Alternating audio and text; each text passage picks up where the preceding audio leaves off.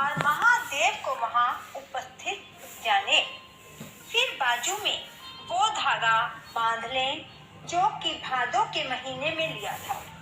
अब महादेव की कहानी सुनो जो मैं आपको सुनाने जा रही हूँ। महादेव के धागा खोलने की कहानी। एक बार एक राजा के रसोइये को कोढ़ हो गया और राजा ने उसे देश निकाला दे दिया। उसे कुछ मालूम नहीं था कि अब उन्हें कहाँ जाना है। तब जाते हुए रास्ते में एक दरिया था जहाँ कुछ औरतें धागा बांध रही थी। तब रसोइये ने उन औरतों से पूछा कि ये तुम क्या कर रही हो? तो औरतों ने बताया ये महादेव का धागा है और इसे लेने से दूध पूत और धन दौलत और सेहतमंद शरीर और सभी सुखों की प्राप्ति होती है। उस रसोइये ने भी महादेव का धागा ले लिया तो उसका कोढ़ ठीक हो गया। एक दिन राजा वहाँ शिकार खेलने गया तो उसने अपने रसोइये को वहाँ देखा और उससे कोढ़ ठीक होने का उपाय पूछा। तब रसोइये ने महादेव का धागा लेने का चमत्कार बताया। तो राजा के भी कोई औलाद नहीं थी तो उसने भी रानी के लिए धागा ले लिया। तब राजा महल में पहुंचा तो उसे विचार आया कि उसने इतने दान पुण्य किए हैं, यज्ञ किए हैं, तो भी उसके कोई औलाद नहीं हुई तो ये धागा क्या करेगा। उसने ऐसा सोचकर धागा खिड़की से बाहर फेंक दिया तो बाहर एक सूखा बेरी का वृक्ष था।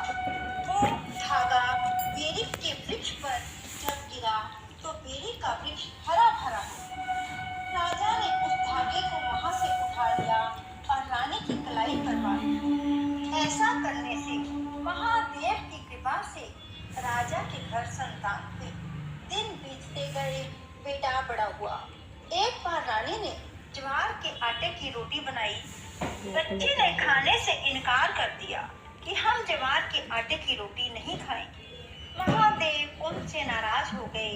रात को राजा को महादेव ने दर्शन दिया कि तेरे दुख की घड़ी आने वाली है। कुछ दिनों के बाद पड़ोसी राजा ने उस राज्य पर चढ़ाई शुरू कर दी और राजा की हार हो गई। राजा रानी को अपना राज्य छोड़कर भागना पड़ा। रास्ते में आराम करते हुए राजा को प्यास लगी। पानी पीने के लिए एक कुएं के पास तो वो कुआं सूख गया। राजा अपने मित्र के घर गया तो वहाँ दोस्त की पत्नी का हार जो कि खूंटी पर टंगा हुआ था वो निकल।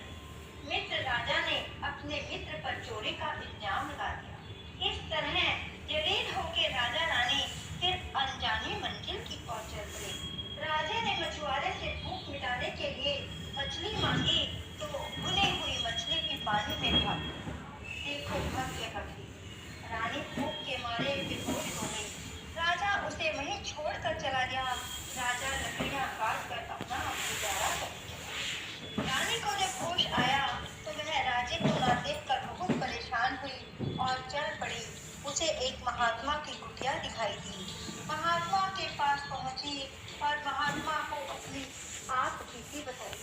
तभी मार्गशीर्ष शुक्ल के प्रथम सोमवार आया। रानी ने महात्मा को ज्वार के आटे की भिक्षा लाने को कहा।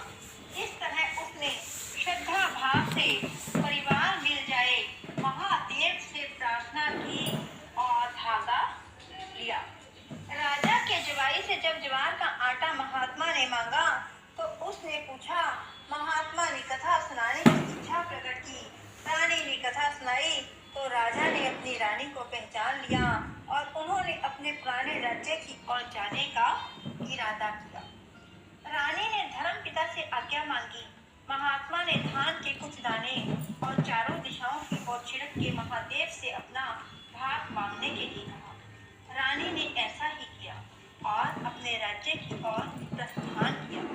यात्रा के दौरान उस दरिया में जहाँ भुनी हुई मछली भी उन्हें ना मिली थी वहीं मछलियाँ उनके पैरों में आ गई। उसके बाद जो मित्र राजा की खूंटी हार निकल गई थी, खूंटी ने हार उगल दिया।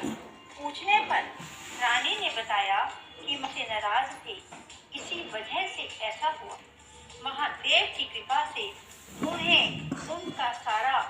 परिवार मिल गया। ओम नमः शिवाय।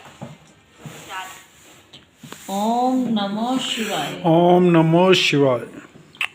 हे महादेव, हे महादेव, हमारी मनोकामना पूरियां करो। हमारी मनोकामना पूरियां करो।